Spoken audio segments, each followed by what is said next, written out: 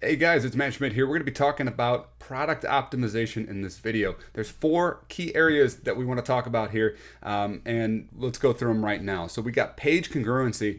That's really important because we're driving traffic from Facebook, right? So page congruency is all about matching up your ad to your product. We'll cover a couple key points there to make sure that your page is congruent with your ad. Page presentation. How should you have your page laid out, right? What's the easiest way for people to find their way around your page? We'll actually show you a really good example of that on the later part of this video. And then product presentation. In the same regard, it's going to go a little bit into the page presentation, right? So your page is going to show where those images are going to be. The product presentation is really going to be how those images are done, what you should be trying to do. You should be creating your own images with anything that's worthwhile for you. So anything that starts selling, you want to order that product. If you're drop shipping or if you're doing print on demand, order that product in and start taking some of your own photos.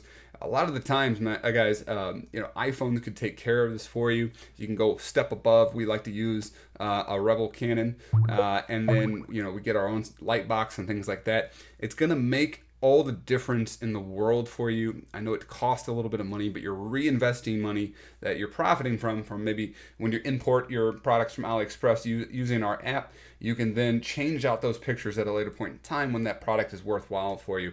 So we'll talk about some key points there that make sure that your customers are seeing what they need to see. And then proof, social proof specifically, sales, things like that, to make sure that your people know that you're not only a legitimate business, but others are buying this product as well, and they'll have a sense of community in that, and that helps boost conversions as well. So let's go over the shoulder. Actually, we're going to go to two sites that I like quite a bit, and I reference them all the time. Movement is the first one I want to go after. The reason I like Movement so much is because they started from ground zero like us. They were a drop shipping company, and they took the path to starting to make their own private labeled stuff.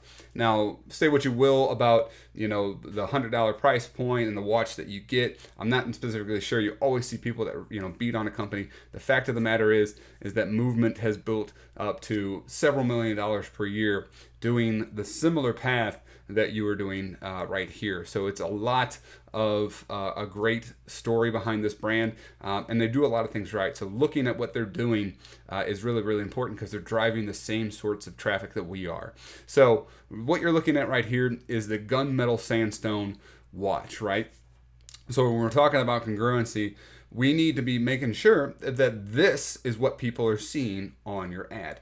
Now, so that might sound like a no-brainer to you, but the finer points of that would be if you showed, say, a black shirt in your ad and a red shirt is what happens when they land. Or if you showed a certain view of your jewelry, and by the time they get to your page, there's a whole different view that might not look very similar, like a similar view to what you had there.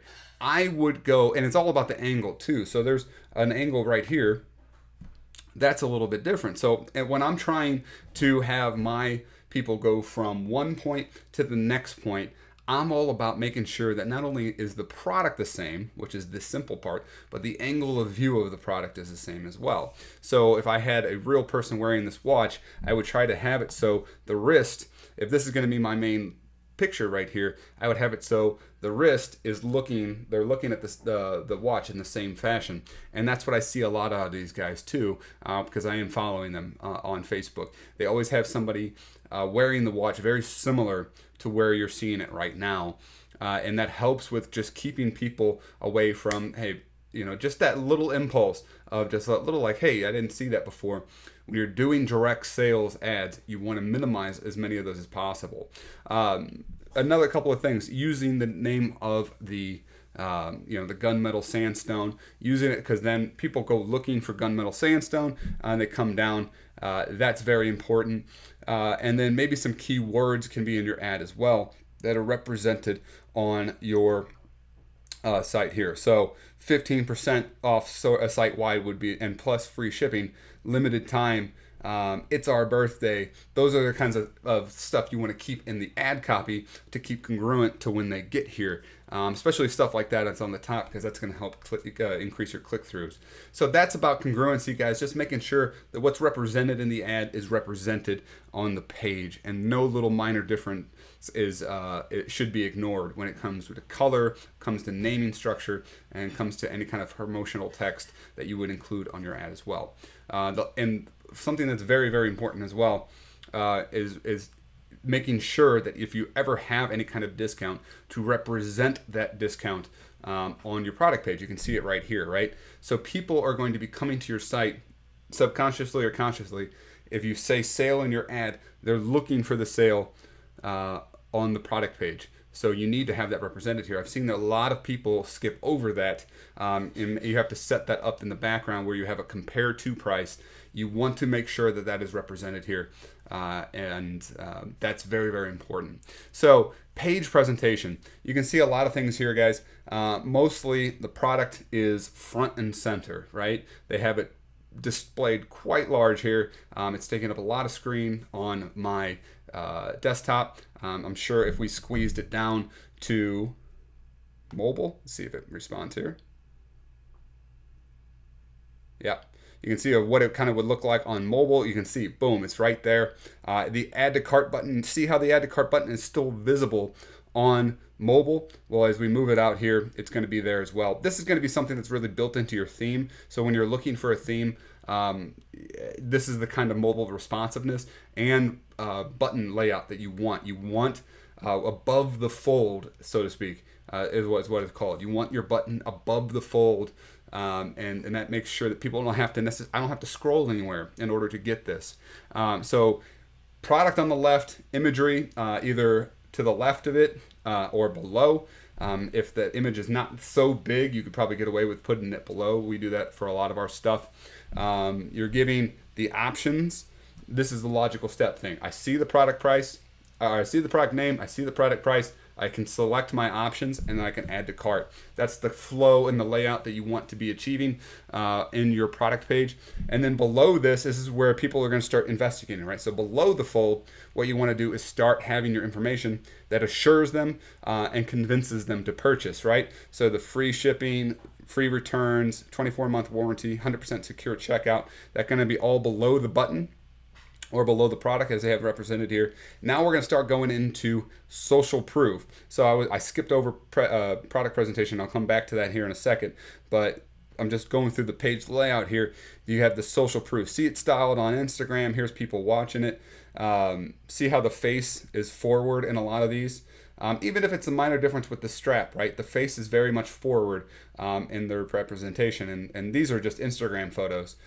Here's some additional specs. Again, here's the product again that they saw. I like that. This is going to be different from whatever product you're doing, but basically below your product, below your add to cart button, you want to give as much information as you possibly can. You can have some description here. But what's very, very important is that the add to cart button is above the fold. So if you have all of the options that they have here, make sure that you put your text below so that your add to cart button is still visible. So let's go back down here. Here's further social proof. That's going to be the last thing that you want. You want it below that. Loox is a great app, Loox. That's what we use. And it is... it's great in terms of gathering up reviews in the back end. We actually get some sales off of it as well. But then the product, the review placement is very powerful as well. They always put it right over here. So you can see here, boom, there's tons of reviews. There's 1,720 reviews. And you can scroll through all of them right here very simply if you really, really need to. And then below that, we're going to be having our you may also like. This is another key factor that you want on your product page.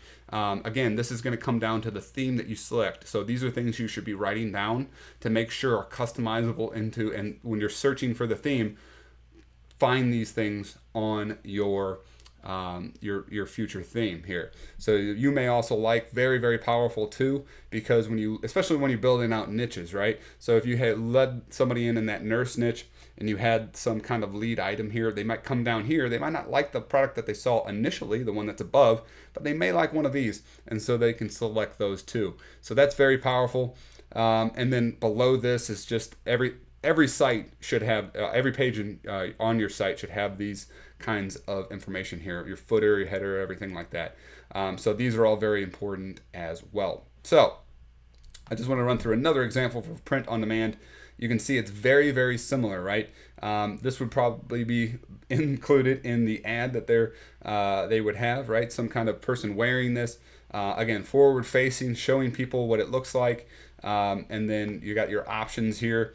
I don't like the fact that this site, and it just might be the desktop, but I know they do very well, but they have their buy button below the fold. I would still recommend putting that above for you, especially as a beginning.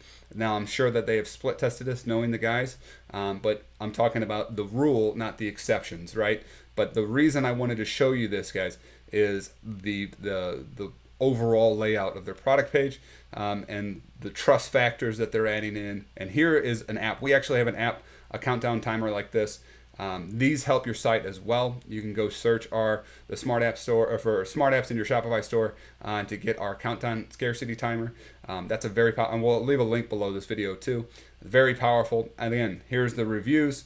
A shirt doesn't need as much information as obviously a watch. That's also something that you want to be conscious of too, right? Does your product need a little bit more explanation than, say, a t-shirt? More than likely, if you're selling some kind of drop ship gadget or anything like that, shirts are very self-explanatory, right? So they don't need to be sitting here and explaining the quality and things like that. They can just say, hey, it's cotton and it's premium 4.3 ounce. Boom, there it is.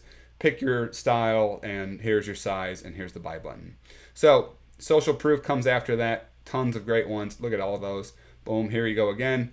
Here is your other different one you might like as well. And then just all these are the other ones that are available based off of what you've seen. So back to product presentation, right? Again, here is a product that's all about the lifestyle. They're selling you on not only the watch, but the lifestyle that the watch is a part of. So what you need to do is represent the watch, show its quality, show it from angles. So here, that's why you're getting the different sites. Here's showing a little bit of private labeling and trust, but also, hey, what's the back look like? You obviously, they're seeing the product in all of its glory. It's a beautiful product. That's what they're showing. You can notice that this picture is not just something that they took offline, right? Or they grabbed off of AliExpress. This is a watch that they work, a product image that they worked very, very hard on. So it's very important for you guys to take a little pride in your pictures as well. And then lastly, the lifestyle, right? So if your product has some kind of lifestyle to it, and over time, customer pictures are really, really good for that. That's what we'll do, is have a couple of the product, right? And then one image of somebody wearing the product. Those are things that you'll gather in over time, or obviously you could take a picture of yourself wearing something like this as well. So these are the things, guys, to just kind of look at, and how can I take these concepts, understand my product, right? My product has some kind of use to it, as some kind of, does it need a little bit more explanation, and then take pictures that can help answer those questions for people. So the shirts, again, you don't need to over explain the shirts, right? And it's actually somewhat beneficial to minimize, for products like this, how many shirts or how many images that you're going to have. The reason for that is that more clicks on other things that don't necessarily get them to the purchase is worse, right? So the more clicks that they have available for them that doesn't actually add something to the cart or do something like that, you want to think about minimizing that as much as possible, right?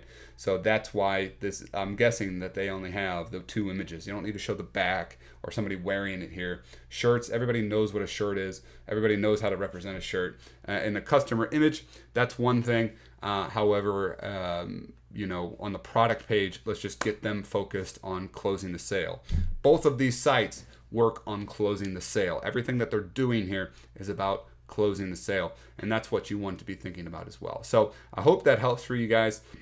This is all about being congruent and ease of use. Those are the 2 things that you want to, and overcoming objections, I should say that. So congruency with your ad, ease of use, and closing the sale as minimal as possible. That's what everything and by closing the sale as minimal as possible, as I mean, it's just building that trust factor up as quickly, overcoming the objections that would get them not to buy, and making it as easy as possible for them to buy. With here's men's, women's, premium shirt, color, and then small size. Boom, buy now, added to the cart. So that's it for this video, guys. I hope that helps for you, and I will see you in the next one.